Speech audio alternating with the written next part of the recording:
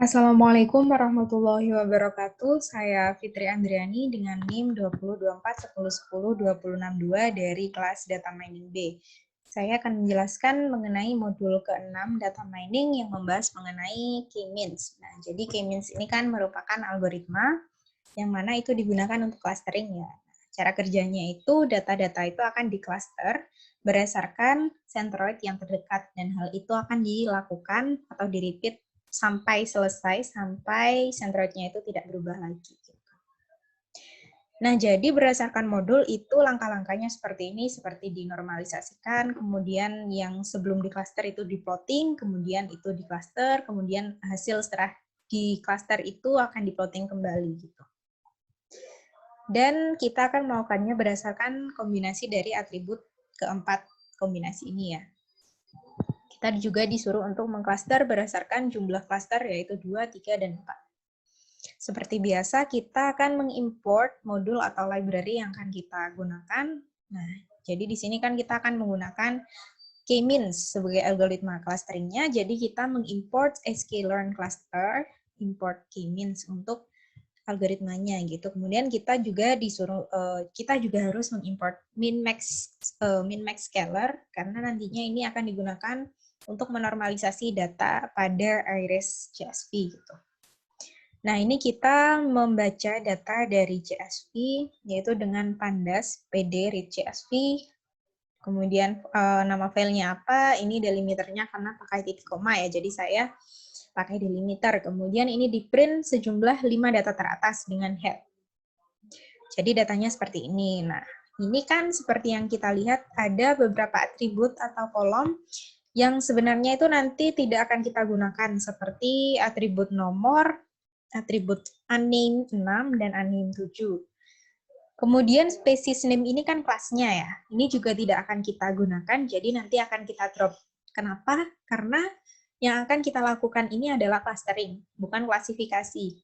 Jadi clustering itu kita akan mengklasifikasikan atau mengcluster sebuah data berdasarkan kemiripan datanya. Nah, sedangkan kalau klasifikasi itu kita akan mengelompokkan datanya itu berdasarkan kelasnya. Jadi sudah ada kelasnya nih. Kalau clustering itu belum ada. Kemudian ini kita drop tadi ya, kolom-kolom yang tidak kita gunakan, kemudian setelah kita print datanya, ternyata ya kolom yang sudah kita drop tadi tentunya tidak ada. Nah, setelah itu kita normalisasikan datasetnya itu menggunakan normalisasi min-max. Min-max pakai min-max scaler tadi, jadi fungsinya tadi kita masukkan ke dalam variabel scaler, kemudian scaler fit df petal width ini artinya kita akan data mana yang akan kita normalisasi gitu. Jadi ini kita akan menormalisasi datanya untuk tiap kolomnya ya. Ini kan kolomnya ada 4. Jadi kita melakukan 4 kali gitu. Nah, setelah dinormalisasi, kemudian ini data yang sudah dinormalisasi tadi itu kita akan masukkan ke kolom sesuai nama kolomnya. Jadi data ini itu akan di-replace dengan data yang sudah dinormalisasi. Nah, data yang sudah dinormalisasi tadi itu range-nya dari 0 sampai 1 kan. Sehingga setelah di-print, datanya itu akan muncul seperti ini. Ya, range datanya sudah berubah.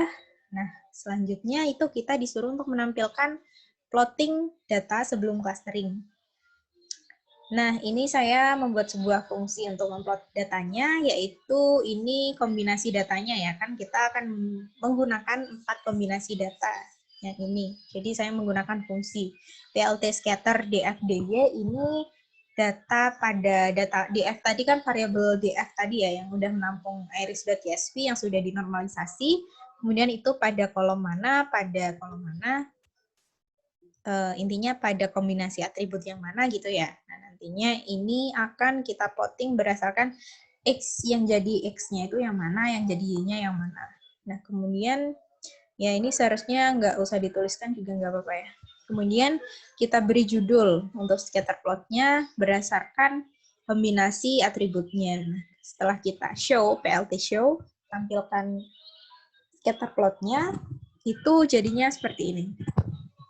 Nah, ini kan ada 4 kombinasi atribut ya. Jadi ini ada 4 scatter plot yang menggambarkan dari persebaran data atribut-atribut yang kita definisikan tadi. Nah, setelah itu kita mengklaster datanya berdasarkan jumlah klaster 2, 3, dan 4. Ini saya membuat sebuah fungsi lagi ya, sehingga datanya itu atau kodenya ini tidak dituliskan terlalu banyak gitu. Nah, jadi ini def cluster 2 untuk mengklaster data dengan jumlah cluster 2 itu pakai atribut yang mana, karena kita kan memiliki 4 kombinasi atribut, jadi ini atribut yang mana nanti yang akan di cluster. Kemudian KM K-means ini kan kita akan menggunakan algoritma K-means. Jadi ini kita masukkan ke dalam variabel KM dengan jumlah n cluster itu jumlah cluster yang akan kita buat itu berapa cluster gitu. Nah, ini kita akan membuat 2 cluster dulu ya. Setelah itu Y predicted. Nah, KM tadi kan fungsi K-means-nya, kemudian fit predict ini untuk memprediksi data berdasarkan K-means tadi. Nah, yang akan diprediksi itu datanya yang mana, yaitu kombinasi 2 atribut tadi. Nah, hasilnya itu akan kita simpan ke dalam variabel Y predicted. Dan akan kita print hasilnya gitu. Setelah itu, hasil dari predicted tadi itu nanti hasilnya akan seperti ini. Seperti ini ya hasil prediksinya, yaitu yang 0, 1, 01 ini karena kita kan tadi membuat klaster sebanyak 2 ya, sehingga itu 01 ini seperti kelasnya gitu. Jadi mana yang masuk klaster 0, mana yang masuk klaster 1 gitu. Jadi ini bentuknya dalam bentuk list ya, list data. Jadi tadi predict. Nah, setelah diprediksi tadi kan muncul masuk klaster mana ya? Klaster 0 atau masuk klaster 1. Jadi hasil prediksinya tadi itu kita masukkan ke dalam sebuah list. Sebuah list cluster dengan nama cluster DF cluster 2 ini ya. Jadi nanti hasil dari prediksiannya tadi akan kita tentukan centroid-nya, cluster centers itu untuk menentukan centroid-nya. Jadi nanti print centroid KM cluster centers. Sehingga itu akan muncul seperti ini centroid-nya. Nah, karena ada 2 centroid, mungkin ini untuk X-nya berapa, untuk Y-nya berapa gitu ya. Jadi ini untuk centroid 0, kemudian ini untuk centroid 1. Nah, menentukan centroid sudah. Kemudian untuk memplotting data ya. Jadi kita memplot data yang sudah di clustering tadi, itu datanya tadi kita masukkan ke dalam sini. Tadi kan sudah dimasukkan ke dalam variabel, ke dalam list DF cluster 2 ya hasilnya tadi. Kemudian untuk DF cluster 2, untuk cluster yang nilainya 0 atau yang masuk ke cluster 0, itu kita masukkan ke variabel DF1. Yang klasternya, yang datanya itu memiliki klaster 1, itu kita masukkan ke DF2. Setelah itu kita plotting. Nah, ini kan DF atribut berdasarkan atribut mana yang kita gunakan tadi dengan label klaster 0, klaster 1. Gitu, berdasarkan nama klasternya tadi. Nah, ini selain datanya, itu kita juga membuat scatter plot. Itu centroid-nya. Centroid yang sudah kita buat tadi itu kan ini ya, KM cluster centers gitu. Nah, itu kita beri warna hitam dengan bentuk bintang seperti ini. Dengan label centroid. Nah, ini PLT Legend nanti akan memberikan keterangan pada tiap scatter plot-nya. Dengan lokasinya itu upper right, jadi di atas kanan gitu ya. Dengan judul berdasarkan kombinasinya tadi. Nah, mungkin kita lihat dulu ya. Ini sebenarnya untuk algoritmanya itu sama antara jumlah klaster 2, 3, dan 4. Nah, yang membedakan itu hanya jumlah klaster yang kita isikan di sini. Jadi ini kan algoritma untuk membuat clustering dengan jumlah klaster 2 kan. Ini untuk membuat untuk mengklaster dengan jumlah klaster 3, ini dengan jumlah klaster 4.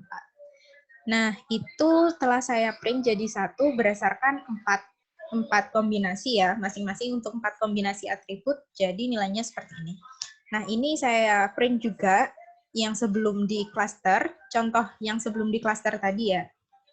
Karena kita kan nantinya disuruh untuk membandingkan hasil dari data yang sudah dan sebelum di cluster gitu. Nah, ini berdasarkan perbandingan cepal-length dan cepal-width, hasil prediknya seperti ini. Ini itu yang yang menggunakan jumlah klaster 2 ya. Jadi kelasnya itu atau nama kelas clusteringnya itu hanya ada 0 sama 1. Sentroidnya ini sudah saya jelaskan. Kemudian ini adalah gambar dari hasil plottingannya. Yang plottingan 2 klaster tadi ya. Jadi ini dikelompokkan menjadi 2. Ini yang hitam ini adalah sentroidnya. Ini tadi label legenda tadi ya. Jadi ini sama saja. Nah, ini untuk cepal-length cepal-width dengan jumlah klaster 3. Jadi clustering yang pertama itu namanya 0, clustering kedua namanya 1, kemudian yang ketiga itu namanya 2. Ya, ini centroidnya ada 3 ya. Setelah dilihat itu datanya seperti ini. Jadi ada 3 cluster. Ini juga. Nah, yang ini 4 klaster ya. 4 klaster dengan nama 0, 1, 2, dan 3. Ini centroidnya juga ada 4 pastinya. Gambarannya itu seperti ini. Jadi ini centroidnya ya. Ya, jadi saya buat berdasarkan 4 kombinasi atribut tadi. Sehingga ya nilainya cukup banyak gambarnya. Kemudian soal yang terakhir itu kita disuruh untuk menganalisa perbandingan scatter plot sebelum dan sesudah clustering, kemudian menentukan K mana yang terbaik, dan melakukan analisa secara visual. Jadi untuk jumlah K terbaik yang digunakan untuk clustering itu menurut saya adalah dengan jumlah K sama dengan 3.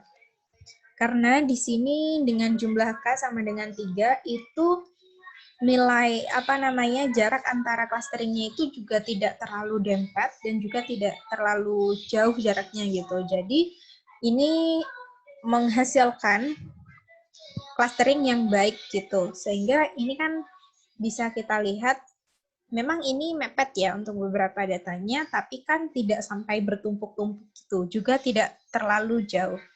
Coba semisal kita lihat untuk clustering yang jumlah klasternya 4. Nah, kalau ini kan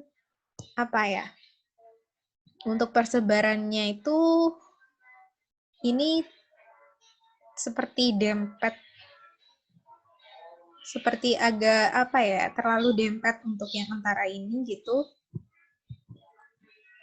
Dan untuk yang jumlah clustering 2, ini datanya terlalu jauh untuk centroidnya. Jadi kalau datanya atau centroidnya itu terlalu jauh, gimana untuk yang ada di tengah-tengah sini? Kan kalau semisal ini terlalu jauh, kan ada kemungkinan untuk data yang ada di tengah sini, itu bisa jadi klaster yang berbeda gitu. Jadi untuk jumlah clustering data sama dengan 2 itu tidak terlalu bagus. Yang jumlah klaster sama dengan 4 juga begitu ya, terlalu mepet, sehingga menurut saya untuk jumlah klaster yang ideal itu adalah jumlah klaster sama dengan 3. Ya mungkin itu saja ya yang dapat saya sampaikan. Untuk kurang lebihnya saya mohon maaf atas kesalahannya. Terima kasih. Wassalamualaikum warahmatullahi wabarakatuh.